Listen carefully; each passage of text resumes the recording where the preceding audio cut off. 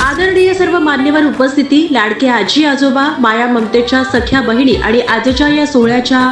निमित्तानं या ठिकाणी खऱ्या अर्थानं ज्यांचा डोहाळ जेवणाचा कार्यक्रम या ठिकाणी आयोजित करण्यात आलेला आहे, असे केंद्रबिंदू अर्थात खऱ्या अर्थानं या कार्यक्रमाच्या निमित्तानं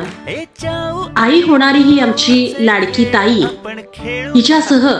सर्वांचेच या मंगल संस्कारमय आणि भावनिक डोहाळ जेवणाच्या कार्यक्रमात मी निवेदिका पल्लवी माने मनपूर्वक आणि सहर्ष असं स्वागत करते।